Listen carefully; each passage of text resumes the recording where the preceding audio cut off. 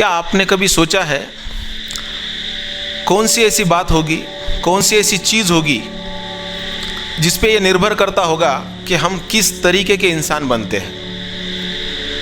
ऐसा क्या होता होगा कि जो चीज़ हमें बनाती होगी या फिर बिगाड़ती होगी। कुछ तो होगा जो हमें बड़ा बनाता होगा, कुछ तो होगा जो हमें छोटा बनाता होगा, कोई तो चीज़ होगी जो हमें बड़ा सोच वाला या फिर छोटे सोच वाला इंसान बनाती होगी। इस पे गौर करना होगा हमें कि ऐसी कौन सी चीज़ है जो हमें सकारात्मक बनाती है या तो फिर नकारात्मक बनाती है।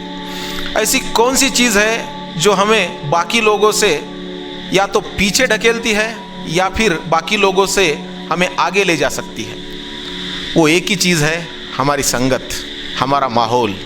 हमारे आजू बाजू का जो माहौल है वैसा ही हम बन जाते हैं।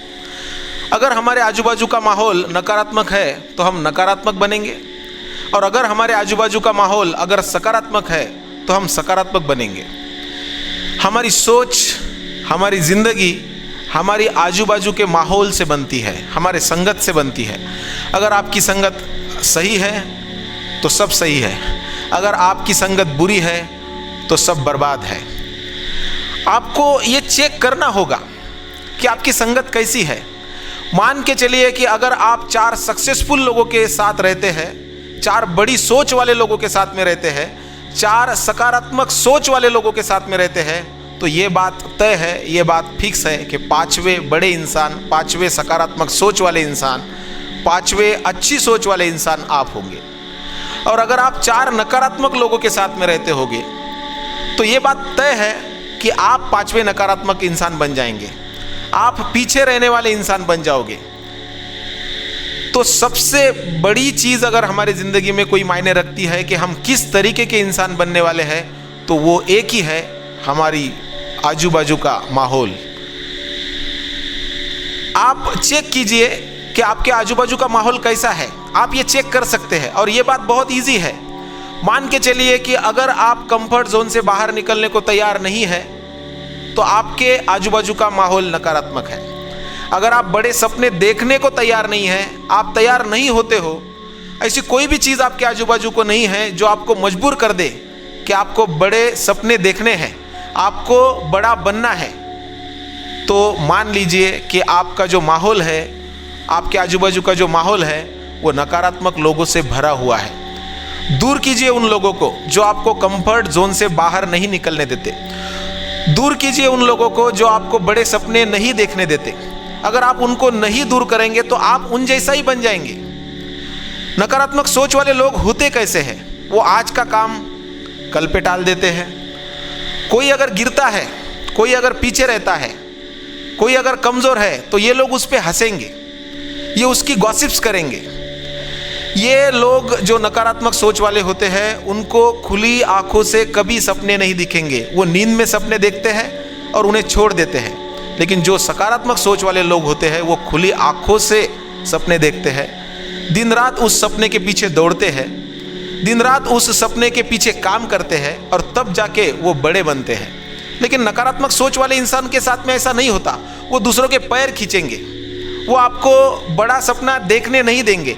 मान के चलिए कि अगर आपने आपके आजू बाजू वाले लोगों से कहा कि मुझे इस दुनिया का सबसे अमीर इंसान बनना है, और अगर वो आप पे हंसते हैं, अगर आपको वो कहते हैं कि नहीं ये नहीं हो सकता, तू ये नहीं कर सकता, तो 100% वो जो आदमी है वो नकारात्मक सोच वाला है।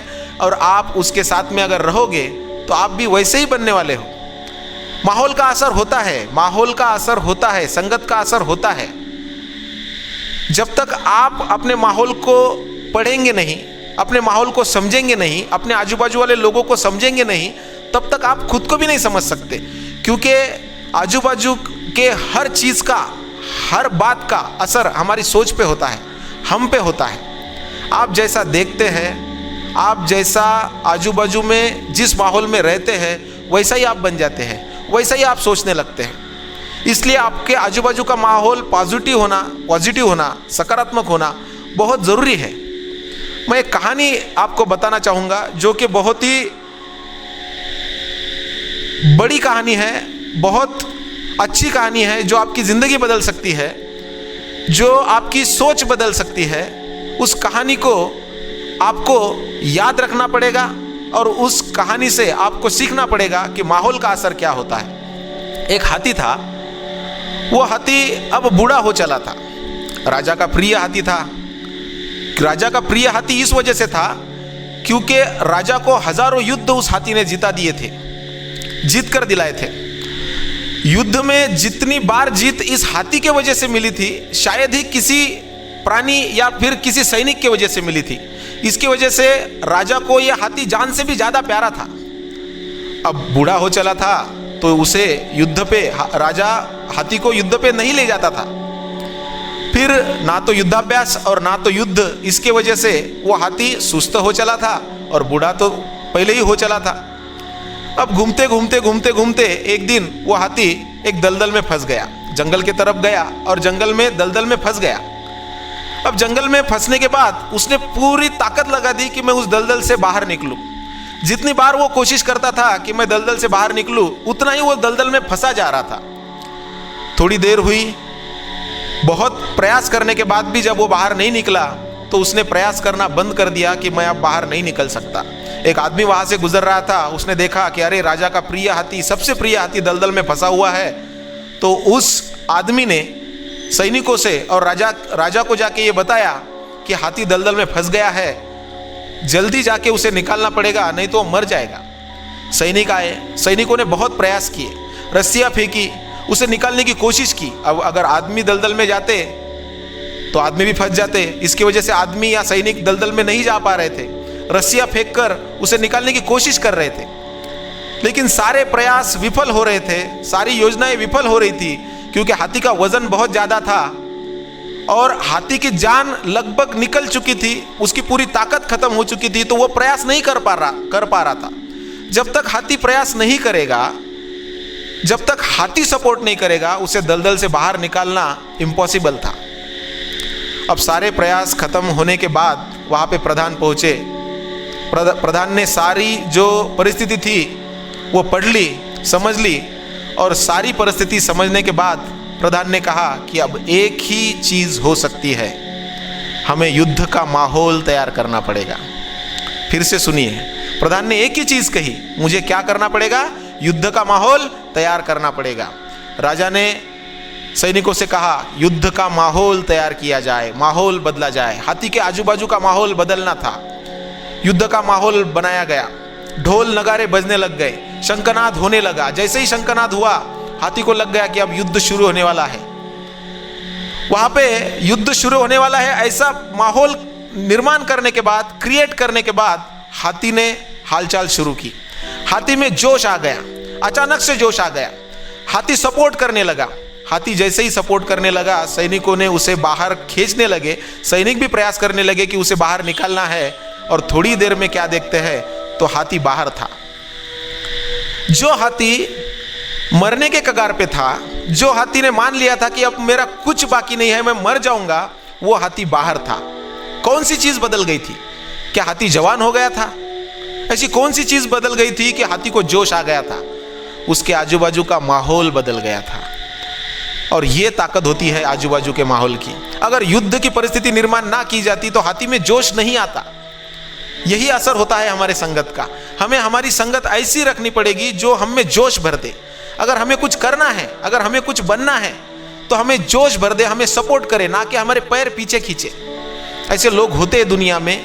मान के चलो कि अगर आप पढ़ाई कर रहे हो तो आपको छेड़ेंगे, अरे बहुत पढ़ रहा है। मान के चलो अगर आप अंग्रेजी में बात करते हो, अरे ये बहुत शाना हो गया, ये तो बहुत होशियार हो गया, ऐसा करके आपको वो छेड़ेंगे, आपको वो कभी आगे नहीं जाने देंगे।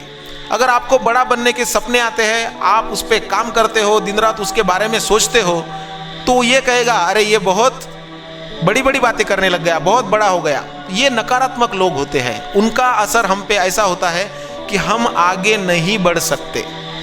अगर हमें आगे बढ़ना है, अगर हमें कुछ बड़ा बनना है, तो एक ही चीज़ करनी होगी, हमारे आजू बाजू का माहौल बदलना पड़ेगा, हमारे आजू बाजू के लोग बदलने पड़ेंगे, हमारे आजू बाजू के नकारात्मक लोगों को हमें ज़िंदगी से डिलीट करना पड़ेगा। क्योंकि जब तक हम ये नहीं करेंगे तब तक हमारी सोच पर उनका इम्पैक्ट हमेशा रहेगा। उनका इम्पैक्ट अगर हमारे सोच पे होता रहा तो हम नकारात्मक ही बनने वाले हैं, हम सकारात्मक नहीं बन सकते। इसलिए अगर आपको आपकी सोच बदलनी है, आपको आपकी ज़िंदगी बदलनी है, आपको आपकी ज़िंदगी का जीने का तरीका बदलना है, आपको बड़ा बनना है, आपको सकारात्मक बनना है, अमीर बनना है, अगर आपको आगे जाना है तो आपको आपके ज़िंदगी से नकारात्मक लोगों को निकालना होगा और सकारात्मक खुद भी बनना पड़ेगा और आजू बाजू के लोग भी आपको आपकी ज़िंदगी में सकारात्मक रखने होंगे, नहीं तो फिर कुछ नहीं हो सकता।